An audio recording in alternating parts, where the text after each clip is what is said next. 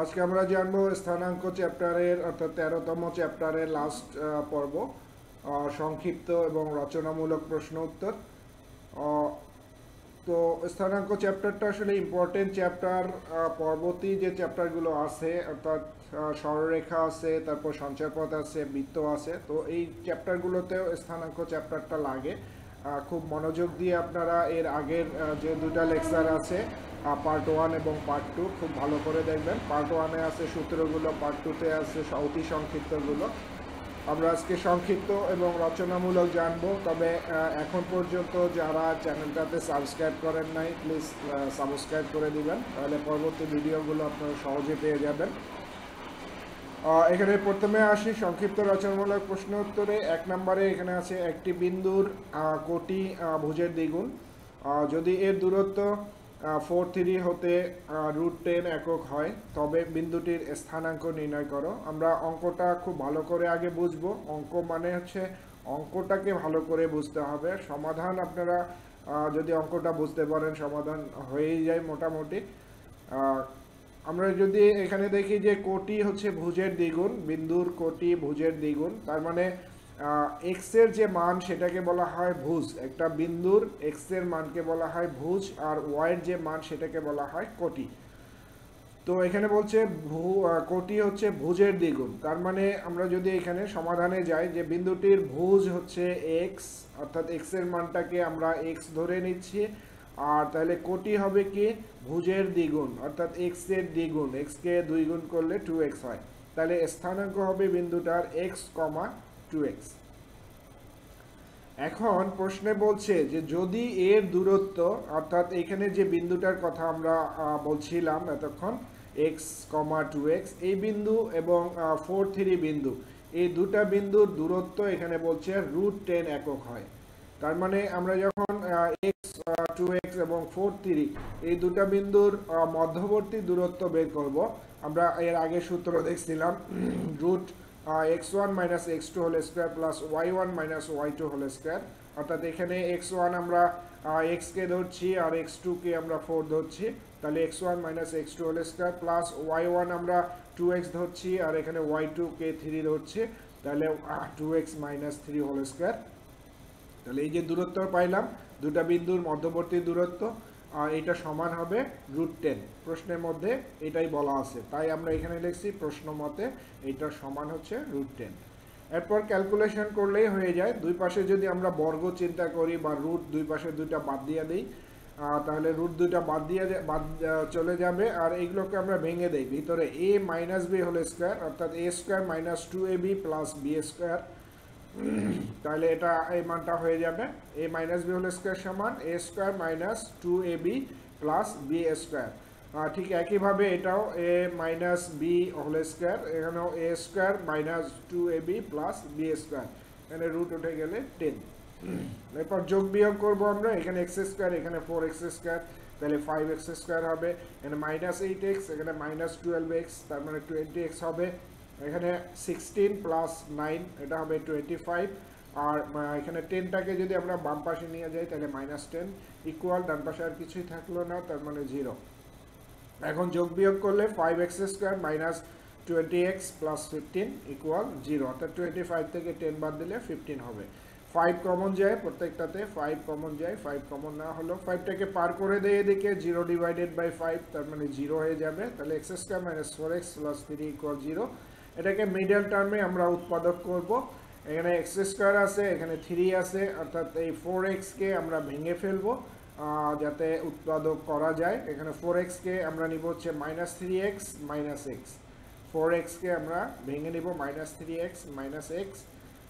তাহলে এখানে x common যায়, প্রথম দুইটা থেকে x কমন যায়, তাহলে x মাইনাস 3 হবে, তারপর পরের দুইটা থেকে -1 কমন নিতে হবে x মাইনাস 3 আনতে গেলে, অর্থাৎ এই দুটা টার্মকে তো একই রকম করতে হয়। যারা উৎপাদকে বিশ্লেষণ করছেন এর আগে বা করেন নাই তারা এই জায়গাটা একটু ভালো করে বুঝবেন। তাহলে এরপরে x মাইনাস 3 কমন যায়, x মাইনাস 3 এখানে থাকে x আর এখানে থাকবে -1, এটা সমান হচ্ছে 0। এখন আমরা লিখতে পারি যে হয় এটা সমান 0 অথবা এটা সমান 0, অর্থাৎ দুটা মানের গুণফল 0 হওয়া মানে যে কোনো একটা মান অবশ্যই 0 হবে বা দুটা মানই 0 হবে। তাহলে এখানে x minus three equal zero, তার মানে x এর মান 3, আর এখানে x minus one equal zero, অর্থাৎ x ইকুয়াল 1। তো আমরা ওইখানে বিন্দু পাইছিলাম কি, যে x, আমরা বিন্দুটা পাইছিলাম x মাইনাস x কমা 2x। তো আমরা এখানে x এর মান পাইছি একটা হচ্ছে 3 আর একটা 1। তো এখানে যদি 3 বসাই, একটা 3 হবে আর একটা 3 ইন্টু 2, তার মানে 6, 3 আর হলো 6 এটা একটা। আর যদি x এর মান 1 বসাই তাহলে 1 আর এখানে 2 ইন্টু 1, তার মানে 2 হবে। এই 3 6 বা 1 2 x এর মান যদি আমরা বসাই দিই এই জায়গাটায়। নেক্সট হলো 2 নম্বর, একটি বিন্দুর কোটি 2 এবং এর দূরত্ব 1 মাইনাস 2 হতে 4√2 একক হলে ত্রিভুজটির ভুজ নির্ণয় করো। তো এইখানে ত্রিভুজের ভুজ বের করতে বলছে, অর্থাৎ x এর মান শুধু বের করলেই হবে। তো আগের অঙ্কটার মতোই বলা হচ্ছে এখানে একই, আমি তারপরে একটু বুঝাই দিই। আমরা এখানে ধরে নিব ভুজ, বিন্দুটির ভুজ হচ্ছে x, তাহলে বিন্দুটা হবে x, 2। তাহলে এই বিন্দু এবং এই বিন্দুর মধ্যবর্তী দূরত্ব আগের অঙ্কটার মতো করেই আমরা বের করব। এটা সমান যে দূরত্ব হবে, এই দূরত্বটা সমান হবে 4√2। তারপর দুই পাশে বর্গ করব এবং সমাধান করব, x এর মান চলে আসবে। এখানে 3 নম্বরে বলা হচ্ছে ABC ত্রিভুজে বর্গকেন্দ্রের স্থানাঙ্ক 7 2, A ও B শীর্ষ দুটির স্থানাঙ্ক যথাক্রমে 3 5 ও 7 - 2 হলে C বিন্দুটির স্থানাঙ্ক নির্ণয় করো। এখানে দুটা শীর্ষের মান দেওয়া আছে, A এবং B দুটা শীর্ষের মান দেওয়া আছে, আর হচ্ছে বর্গকেন্দ্রের স্থানাঙ্ক দেওয়া আছে। অপর শীর্ষটির মান অর্থাৎ C বিন্দুর মান বের করতে হবে। তো আমরা বর্গকেন্দ্রের স্থানাঙ্কে জানি যে বর্গকেন্দ্রের x এর মান, বর্গকেন্দ্রের x এর মান শীর্ষ তিনটা x এর মানকে যোগ করে 3 দ্বারা ভাগ। ঠিক একইভাবে y এর মান, বর্গকেন্দ্রের y এর মান শীর্ষ তিনটা y এর মান যোগ করে 3 দ্বারা ভাগ। এটা ছিল ফর্মুলা, সেই ফর্মুলাই আমরা মূলত ইউজ করব। এখানে আমরা ধরে নেই C বিন্দুর স্থানাঙ্ক xy, তাহলে এখানে x এর মান অর্থাৎ ভরকেন্দ্রের যে x এর মান 7, এটা ইকুয়াল শীর্ষ তিনটা x এর মান। এখানে দেখেন শীর্ষ তিনটাতে x এর মান আছে একটা 3, একটা 7 আর একটা x। তাহলে এই তিনটাকে যোগ করে 3 দ্বারা ভাগ। এটা ক্যালকুলেশন, যোগ বিয়োগ আপনারা পারবেন নিশ্চয়ই। তাহলে এখানে x এর মান আসে 11। ঠিক একইভাবে ভরকেন্দ্রে y এর মান, এই শীর্ষ তিনটা y এর মানকে যোগ করে 3 দ্বারা ভাগ। এখানে দেখেন y এর মান আছে 5, এখানে -1 আর এখানে হচ্ছে y। এই তিনটা y এর মানকে যোগ করা হলো, যোগ করে 3 দ্বারা ভাগ। তারপরে আর গুণন, তারপরে যোগ বিয়োগ করে পরে y এর মান হচ্ছে 2। তো এই হলো C বিন্দুর স্থানাঙ্ক 11,2। 4 নম্বরে এখানে বলা হচ্ছে রচনামূলক প্রশ্নের মধ্যে থাকে যে ABCD রম্বসের অথবা সামান্তরিকের একটি কর্ণের প্রান্ত বিন্দু দুটির স্থানাঙ্ক এত ও এত, তৃতীয় শীর্ষবিন্দুর স্থানাঙ্ক 1 3 হলে চতুর্থ শীর্ষবিন্দুর স্থানাঙ্ক নির্ণয় করো আর রম্বসের ক্ষেত্রফল নির্ণয় করো। তো এই অঙ্কটা দুই ধরনের আসতে পারে, রম্বস দিয়েও আসতে পারে, সামান্তরিক দিয়েও আসতে পারে। আর রম্বস দিয়ে আসলে পরে রম্বসের ক্ষেত্রফলটাও বের করা যায়, তবে সামান্তরিকে যদি আসে সামান্তরিকের ক্ষেত্রফল এখান থেকে বের করা যাবে না। তো সেই ক্ষেত্রে আমরা রম্বসকে ধরেই আসলে অঙ্কটা করা আছে। আমরা সামান্তরিকে যদি আসে তাহলে হয়তো চতুর্থ বিন্দুর স্থানাঙ্ক বের করে এই পর্যন্ত থাকতে পারে। তো আমরা এখানে আসি যে ধরি ABCD রম্বসের চতুর্থ শীর্ষবিন্দুর স্থানাঙ্ক DXY। তাহলে এটাকে আমরা ধরবো হচ্ছে A, তারপরে এটাকে ধরবো C, তারপর তৃতীয় শীর্ষ যেটা এটাকে ধরবো আমরা B। এখানে দেখেন যে একটু খেয়াল করবেন, একটি কর্ণের প্রান্ত বিন্দু দুটি যথাক্রমে, অর্থাৎ এখানে একটাকে A ধরলে আর একটাকে C ধরতে হবে, কর্ণের প্রান্ত বিন্দু। এখানে চিত্রটা আছে দেখেন, একটা হচ্ছে কত -2 -1, আমরা a কে -2 -1 ধরছি, আর হলো 5 6 এটাকে C বিন্দু ধরছি। এখানে কর্ণ দুটো কি, একটা হবে AC আর একটা BD। তাহলে অপর যে বিন্দুটা এখানে দেওয়া আছে, অপর বিন্দুটাকে আমরা C বিন্দু ধরে নিলাম 1 3, সরি B বিন্দু ধরে নিলাম 1 3। তাহলে D বিন্দুর স্থানাঙ্ক আমরা বের করব। তাহলে এখানে ধরি যে ABCD চতুর্থ শীর্ষবিন্দুর স্থানাঙ্ক DXY, তাহলে A আর হচ্ছে C, আমরা এই দুটা বিন্দুর মধ্যবিন্দুর স্থানাঙ্ক নির্ণয় করব। তো একটু একটু খেয়াল রাখবেন যে রম্বস কিংবা সামন্ত্রিক, এই রম্বস এবং সামন্ত্রিকের যে দুটা কর্ণ, এই কর্ণ দুটা হচ্ছে সমদ্বিখণ্ডক। রম্বসের বেলায় হচ্ছে লম্ব দ্বিখণ্ডক আর সামন্ত্রিকের বেলায় সমদ্বিখণ্ডক। তো সমদ্বিখণ্ডক বলতে কর্ণ দুটা হচ্ছে পরস্পরকে সমান দুই ভাগে ভাগ করে, অর্থাৎ এখানে যে বিন্দুটা ছেদ বিন্দু যেটা, এই ছেদ বিন্দুটা দুটা কর্ণকেই সমান দুই ভাগে ভাগ করবে, অর্থাৎ এই ছেদ বিন্দুটা হবে মধ্যবিন্দু দুটা কর্ণের জন্যই। তো আমরা প্রথমে এই মধ্যবিন্দুর স্থানাঙ্ক বের করব। যেহেতু এ এবং সি এই দুটা বিন্দুর স্থানাঙ্ক জানি আমরা, এই জানা দুটা স্থানাঙ্ক থেকে আমরা এই মধ্যবিন্দুর অজানা স্থানাঙ্কটা বের করব।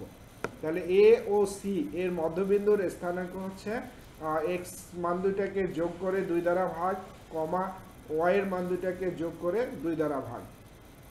তাহলে এগুলো যোগ বিয়োগ করলে আমরা এখানে 3 পাবো, 3/2, আর এখানে পাবো 5/2। তো এখানে বলা হচ্ছে যা বিডি এর মধ্যবিন্দু, অর্থাৎ বিডি যে কর্ণটা আছে এই কর্ণেরও এটা হবে মধ্যবিন্দু। আমরা বের করলাম মূলত এসি এর মধ্যবিন্দুর স্থানাঙ্ক, কিন্তু এটা আবার কি বিডি কর্ণেরও মধ্যবিন্দু হবে। এখন আমরা ডি বিন্দুর স্থানাঙ্ক যদি বের করতে চাই, তাহলে এখানে মধ্যবিন্দুর আমরা স্থানাঙ্ক এখানে পেয়ে গেলাম। তাহলে মধ্যবিন্দুর স্থানাঙ্ক আমরা জানি, এর আগে আমরা অঙ্কটা করছি যে মধ্যবিন্দুর স্থানাঙ্ক ইকুয়াল প্রান্ত দুটা এক্স এর মান যোগ করে 2 দ্বারা ভাগ। তাহলে এইখানে মধ্যবিন্দুর স্থানাঙ্কে এক্স এর যে মান, অর্থাৎ আমরা যে এখানে 3/2 পাইছি, এই 3/2 সমান হবে এখানে এক্স এর মান 1, এখানে এক্স এর মান এক্স, অর্থাৎ এক্স প্লাস 1 ডিভাইডেড বাই 2। এইভাবে আমরা এক্স এর মান ধরে কাজ করতে পারি। এখানে ক্যালকুলেশন অর্থাৎ আর গুণন করে, এখানে এই 2 আর 2 কাটা যায়, আর গুণন না করে আমরা এই 2 আর 2 বাদ দিয়ে দিতে পারি, অর্থাৎ 3 ইকুয়াল এক্স প্লাস 1 এইভাবে নিতে পারি। এরপরে এটাকে বাম পাশে নিলাম, 3 কে ডান পাশে, যোগ বিয়োগ করে এক্স এর মান 2 আসে। একইভাবে মধ্যবিন্দুর ওয়াই এর মান, এখানে ওয়াই এর মান আছে 5/2, তাহলে ওয়াই এর মানটা কি হবে যে দুই প্রান্তের দুটা ওয়াই এর মানকে যোগ করে, অর্থাৎ ওয়াই আর এখানে আছে 3, এই দুটা যোগ করে 2 দ্বারা ভাগ হবে। এই এটাকে আবার এই 2 আর 2 বাদ দিতে পারি আমরা, 2 আর 2 যদি বাদ দিয়ে দেই তাহলে এখানে 5 ইকুয়াল ওয়াই প্লাস 3 হবে। এর ক্যালকুলেশন করে ওয়াই মান 2 আসবে। এই হচ্ছে চতুর্থ বিন্দুর স্থানাঙ্ক, অর্থাৎ ডি বিন্দুর স্থানাঙ্ক আমরা পেয়ে গেলাম 2, 2। তো এরপরে এখানে বলা হচ্ছে রম্বসের ক্ষেত্রফল নির্ণয় করো। অঙ্কটা যদি রম্বসে থাকে তাহলে ক্ষেত্রফলও চাইতে পারে, রচনামূলক পরীক্ষা আসে। আর সামন্ত্রিকের চতুর্থ বিন্দু পর্যন্তই থাকবে, ক্ষেত্রফল এখান থেকে বের করা যাবে না। তো রম্বসের ক্ষেত্রফল আমরা সূত্র জানি যে রম্বসের ক্ষেত্রফল হচ্ছে হাফ ইন্টু কর্ণদ্বয়ের গুণফল। তো এখানে কর্ণ দুটা, একটা হচ্ছে এসি আর একটা হলো বিডি। তো এই কর্ণ দুটার দূরত্ব বের করতে হবে, তাহলে হাফ ইন্টু কর্ণদ্বয়ের গুণফল, অর্থাৎ কর্ণ দুটার দূরত্ব বের করলে তাহলে হাফ ইন্টু কর্ণ দুটার মান বসায় দেওয়া যাবে, ক্যালকুলেশন করলে হয়ে যাবে। তাহলে এখানে এসি অর্থাৎ দুটা বিন্দুর মধ্যবর্তী দূরত্ব, আমরা এর আগে ফর্মুলা দেখছি যে কর্ণ এসি সমান √x1 - x2 whole square plus y1 - y2 whole square. এইভাবে আমরা অঙ্কটা করতে পারি, দূরত্ব বের করতে পারি। এখানে x1 বলতে -2, x2 বলতে এখানে 5, তাহলে x1 - x2 whole square, y1 এখানে -1, y2 এখানে হলো 6, তার মানে y1 - y2 হোল স্কয়ার। এইভাবে ক্যালকুলেশনগুলো করি, যোগ বিয়োগ করে আমরা মোটামুটি এখানে পেয়ে যাচ্ছি কত, 7√2। এখানে 49 × 2 করলে পরে 49 রুটের বাইরে নিয়ে আসলে, অর্থাৎ 49 মানে কি 7 স্কোয়ার, স্কোয়ার রুটটা বাদ যাবে, 7 থাকবে, আর 2 এর উপর রুট থেকে যাবে, 7√2। একইভাবে আমরা বিডি এর মান যদি বের করতে চাই, একই সূত্র যে √x1 - x2 whole square plus y1 - y2 whole square. এখানে দেখেন বিডিতে বি এর মান আছে 13, আর ডিতে কিন্তু 2 আর 2, এই যে এখানে আমরা বের করছিলাম স্থানাঙ্কটা, ডি বিন্দুর স্থানাঙ্ক, এক্স এর মান 2, ওয়াই এর মান 2, তাহলে 13 আর হচ্ছে 2, 2, এই দুটা বিন্দুর মধ্যবর্তী আমরা দূরত্ব যদি বের করি তাহলে এই ফর্মুলায় চলে আসে, ফর্মুলার মধ্যে মান বসায় দিবেন, ক্যালকুলেশন করবেন, √2 চলে আসবে। এখন রম্বসের ক্ষেত্রফল হাফ ইন্টু কর্ণদ্বয়ের গুণফল। কর্ণ দুটো কি এসি আর হচ্ছে বিডি। এসি এর মান আমরা পাইছি 7√2, বিডি এর মান পাইছি √2। এখানে √2 আর √2 যদি গুণন দেই তাহলে 2 হয়ে যাবে, অর্থাৎ 7 × 2 হয়ে যাবে। এই 2 আর এখানে হাফ ছিল সামনে, 2 কাটা যাবে, শুধু 7 থাকবে। রম্বসের ক্ষেত্রফল 7 বর্গ একক। তো এই চ্যাপ্টারের এই অঙ্কগুলো করলেই হবে, আপনারা খুব ভালো করে অঙ্কগুলো করার চেষ্টা করবেন। তো আল্লাহ হাফেজ।